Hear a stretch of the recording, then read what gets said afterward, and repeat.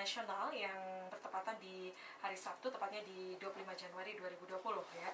Baik, masih bersama dengan Ibu Asati Mada Amin, SSITM KAS ya. Beliau merupakan Wakil Ketua DPD Persagi Sulawesi Selatan, dan juga masih bersama Charles di sini. Kita akan ngobrol juga sebentar. Baik, dan seperti yang diinformasikan oleh Ibu Asati, pemenuhan zat gizi ya untuk putra putri kita ini sangat penting ya, apalagi kalau mereka masuk pada masa pubertas ya. Ini adanya perubahan fisik, kemudian perubahan hormon ya, fluktuasi emosi yang naik turun begitu, itu sangat banyak hal yang mempengaruhi. Salah satunya adalah bagaimana asupan makanan ataupun minuman yang mereka konsumsi ya. Dari para remaja ini apa yang mereka konsumsi ini sangat dipengaruhi ya. Dan Ibu Asati tadi seperti yang diinformasikan ya, kalau bisa tahu nih Bu, kalau selamanya kalau melihat ya dari anak-anak remaja sekarang ya, remaja milenial begitu, apalagi kalau saat ini kita masuk di 2020 ya, adanya bonus demografi di mana usia produktif itu lebih banyak begitu. Dan ini menjadi tantangan juga kita untuk ke depan ya, bagaimana kita bisa mengelola para remaja usia produktif ini, bagaimana untuk bisa memajukan bangsa ini begitu. Tentunya dimulai dari bagaimana pemilihan gizi seimbang dimulai dari rumah begitu.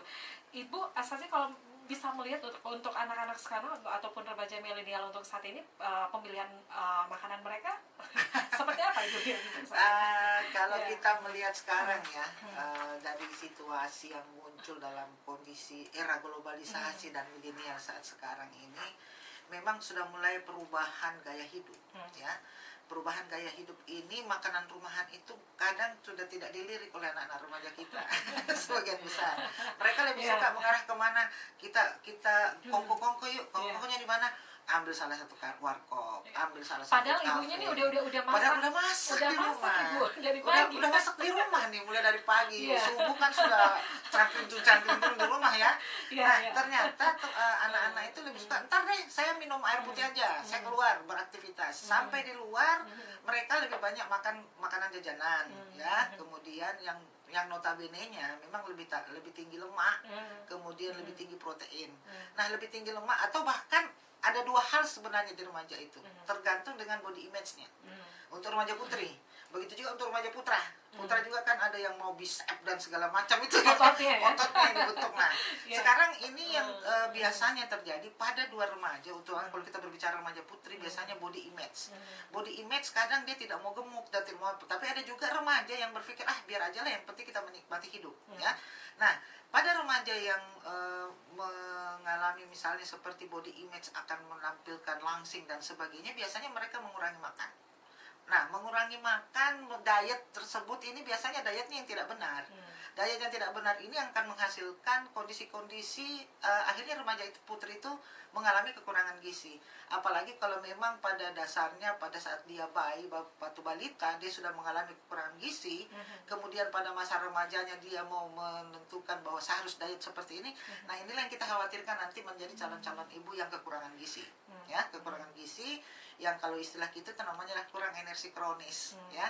Jadi dalam kondisi milenial sekarang, memang sekarang perubahan gaya hidup itu juga sangat berpengaruh. Anak-anak lebih banyak mengarah kita kongko-kongko di warkop yuk, yang notabene di sana makanannya banyak gorengan, terus minum yang banyak kafeinnya, terus minum dengan yang banyak taninnya, dan itu kan yang gula tinggi dan sebagainya. Bahkan yang terjadi saat sekarang kalau kita melihat penyakit-penyakit degeneratif, misalnya DM, diabetes mellitus atau kencing manis ya kita kenalnya. Kemudian penyakit hipertensi itu sudah mulai banyak kita temukan di remaja, usia remaja. Nah, ini mungkin bisa banyak berbicara tentang bagaimana makanan milenial dari sisi Charles ya. Saya sendiri memiliki dua anak gadis remaja ya, satu anak lelaki. Dan memang kondisinya memang kalau kita tidak, ibu sebagai seorang ibu tidak bisa melakukan pemahaman yang bagus pada si anak-anak itu lebih banyak biasa. Saya contoh anak lelaki saya itu memang lebih banyak sekarang karena organisasi dan sebagainya lebih sering di luaran. Sering saya ngomel, no, Mas juga ada dengar, Mas nanti kita makan di luar. Yang penting saya dikasih jajan gitu kan. Nah, yang terjadi lebih banyak makan gorengan, lebih banyak makan siap saji. Nah, makanan siap saji juga ini memberi dampak yang kurang bagus pada anak remaja kita. kalaupun terpaksa ya karena banyaknya aktivitas di luar rumah gitu ya, kalaupun mereka memang harus mengkonsumsi makanan cepat saji begitu Bu, itu sebaiknya ataupun yang masih normal itu berapa per minggu atau gimana Ibu?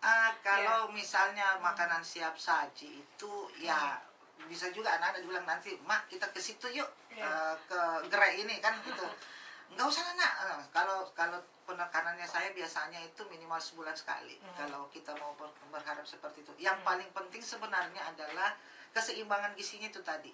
Walaupun dia makan di luar, tetapi di luaran itu kan banyak juga yang prasmanan ya, yang bisa memenuhi ya. Charles mungkin bisa cerita nanti sekitaran tempatnya kos atau kampus kosannya atau kampusnya.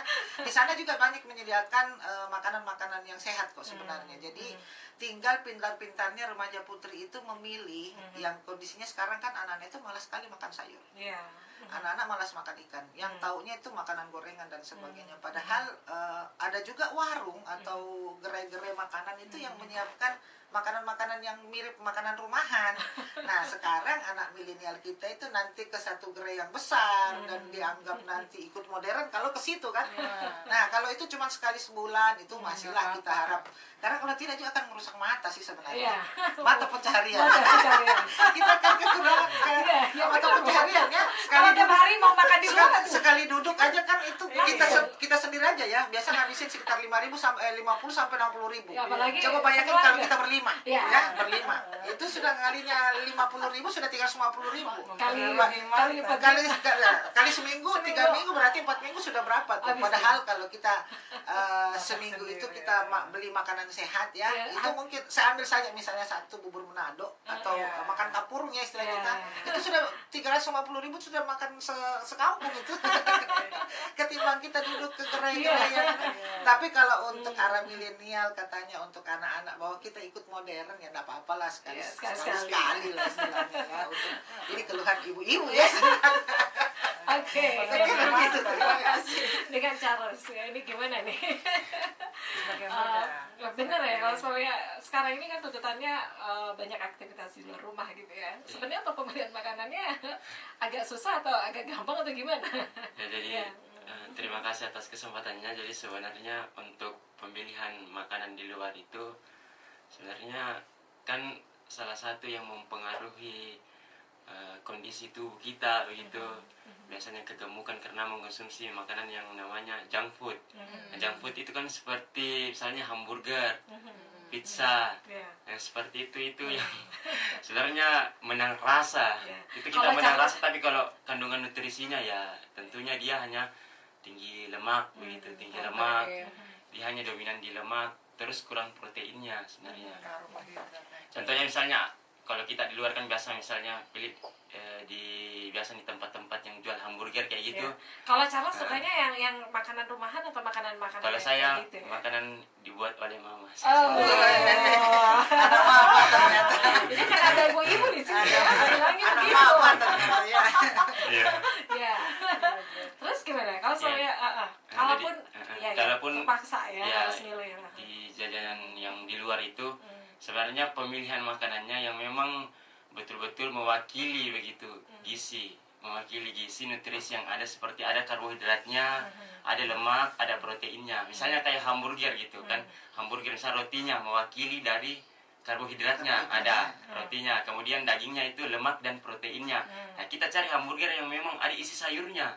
Begitu. Iya, itu mewakili vitamin dan mineral seperti itu. Nah itu sebenarnya yang perlu kita pemilihan jenis makanan yang perlu kita perhatikan sebenarnya. Itu karena kan biasa anak zaman sekarang itu yang generasi milenial gitu ya, asal pilih saja yang penting rasanya oke masuk ya. Tapi kalau semuanya dalam seminggu itu nongki-nongkinya sering kah atau gimana? Ya kalau saya sih untuk saat ini ya, kalau dibilang nongki-nongki ya biasa cuman hari Sabtu saja. Hari Sabtu ya. Kegiatannya apa? Lebih banyak ke keluarga juga. Kegiatannya sekarang apa Senin ke Jumat. Kalau kegiatan sekarang itu lagi di Persagi juga, lagi di Persagi, jadi yang mengurus administrasi seperti itu. Terus kalau semuanya tadi ya, kalau semuanya untuk pemenuhan makanannya, untuk milih makanan itu biasanya beli di mana? Di sekitar rumah kah, atau memang sengaja mencari begitu untuk masakan rumahan itu, atau masak sendiri atau gimana? Ya kebetulan juga tinggal sama orang tua. Ya, oh jadi ya. Itu jadi kalau makanan ya biasanya makan di rumah saja. Itu ya. Itu pagi, siang, malam. Palingan kalau yang di luar ya cari roti. Ya itu. Terus Charles, kalau pagi itu kan kalau sarapan pagi gitu ya, untuk salah satu orang kan agak berbeda gitu ya Bu ya. Ada yang mereka tuh cukup dengan kopi atau teh gitu kan, dengan kue-kue. Tapi ada juga sebagian orang tuh harus makan yang besar gitu ya, makan nasi katanya. Nah, kalau itu kasusnya seperti apa gitu? Ya, kalau sebenarnya pada masa pertumbuhan itu makanannya kan kita pola makan untuk orang Indonesia itu adalah 3 kali makan utama tambah 2 kali selingan ya, itu intinya 3 kali makanan utama tambah 2 selingan. 3 kali makanan utama ini berarti pagi, siang, malam ya. Nah sekarang tradisi tentang sarapan itu sebenarnya ini juga perlu diluruskan kepada masyarakat luas ya, utama sahabat-sahabat listener ini, bahwa sebenarnya makan pagi untuk yang masih masa pertumbuhan itu harus makanan lengkap ya. Kalau seperti kita yang udah tua-tua seperti kita ini ya, orang tua seperti kita ini ya, ya kan, masih 17 ya, seandainya nggak sakit-sakit ya, kita sudah setengah abad gitu. Nah, kalau misalnya dalam usia pertumbuhan, apalagi anak-anak SD, SMP, SMA itu, pagi sarapan itu sebenarnya harusnya makanan lengkap. Menurut aturan gizi yang ada bahwa makanan utama itu harus makanan lengkap. Terdiri dari yang ada karbohidrat, vitamin, mineral, dan lemaknya. Itu harus. Dan jangan dilupa adalah air. Ini juga menjadi problem karena banyak-banyak remaja putri kita itu takut minum air karena takut gemuk. Dia mengatakan, saya tak mau banyak minum air, nanti saya gemuk air katanya. Kalau tidak takut kekencing-kencing kan seperti itu. Padahal ini adalah untuk keseimbangan elektrolit di dalam tubuh kita. Nah, kalau kita berpikir tentang masa pertumbuhan, itu memang sekali lagi sarapan itu harus makanan lengkap. Nah, tetapi kalau untuk yang sudah masa-masa dalam usia dewasa itu biasanya sudah ada pemilih ya, dengan satu satu cangkir teh atau kopi, kemudian dengan dua buah pisang goreng itu dia sudah anggap sarapan. Itu tidak masalah. Tetapi kalau untuk kita yang masih dalam masa pertumbuhan itu memang wajib untuk memenuhi dalam rangka pemenuhan keseimbangan zat gizinya. Jadi pola makan kita orang Indonesia itulah 3 kali makan ditambah 2 kali snack. Nah, ada juga prinsip mengatakan begini. Kalau saya makan roti di rumah, misalnya dia buat kayak si kan biasa juga nih kita di rumah buatkan anak-anak hamburger, ya kan? Buat roti sendiri. Kemudian kita buat di dalam itu sebenarnya kalau untuk menyentuh era milenial sebenarnya orang tua pun ikut berperan. Biar anak-anak tidak banyak jajan di luar, itu kita bisa menyiapkan sendiri di rumah.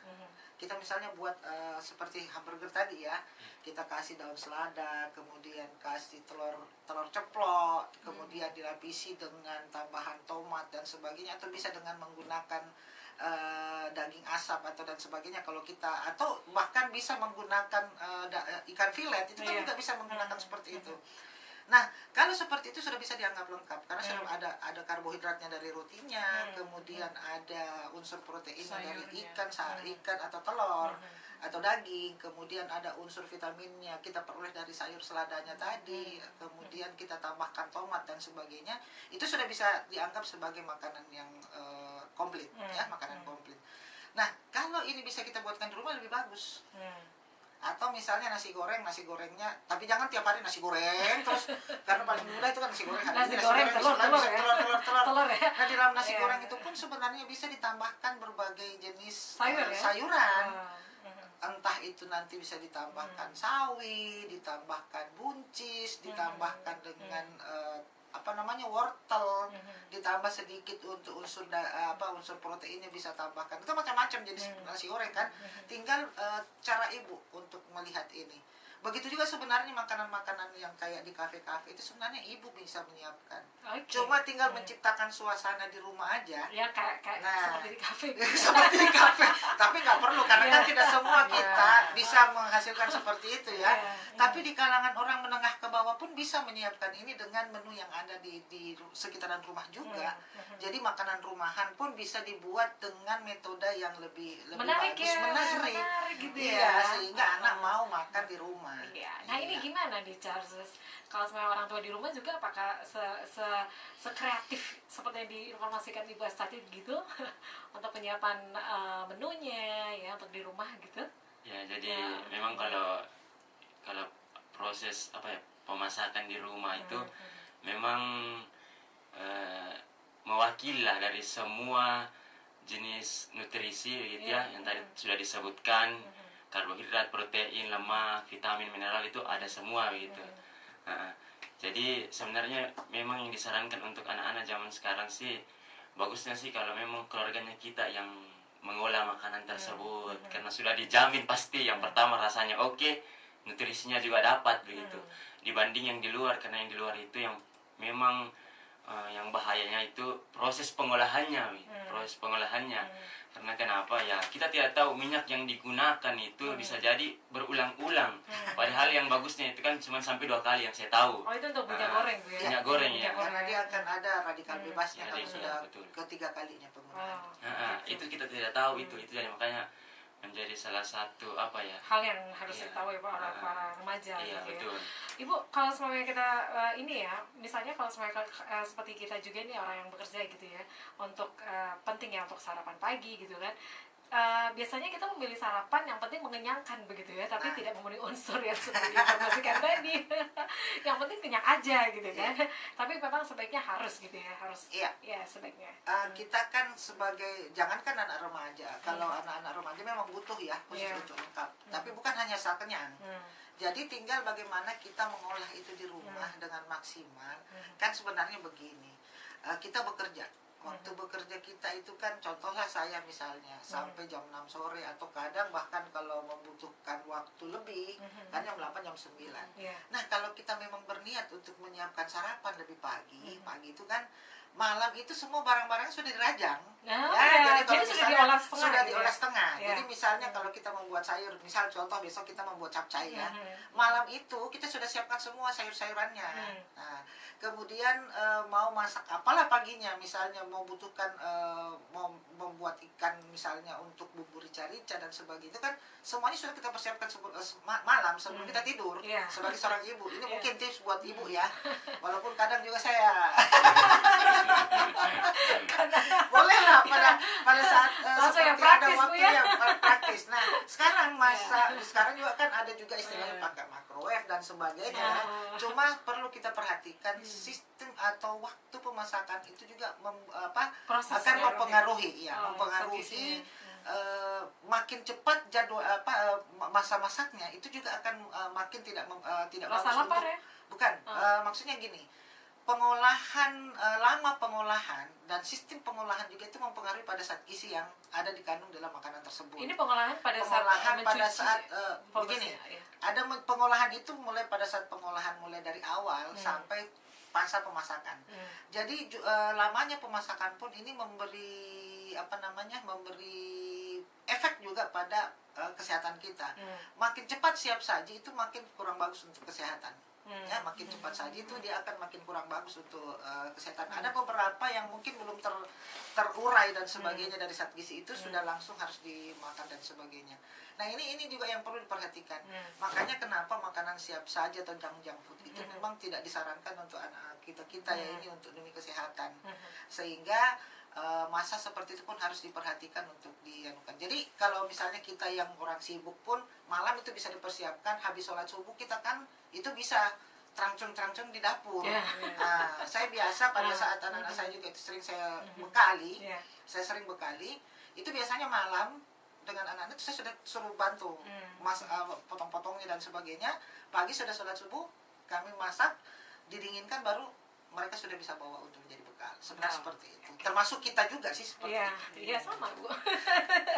Bu, terus kalau semuanya ini juga ya seperti diinformasikan untuk pentingnya untuk pemenuhan gizi begitu ya untuk para remaja milenial nih. Untuk pengaruh nutrisi bagi kesehatan reproduksi mereka tuh seberapa besar ya Bu? Sebentar setelah ini. Kita break dulu ya untuk Oke, sesaat. siap.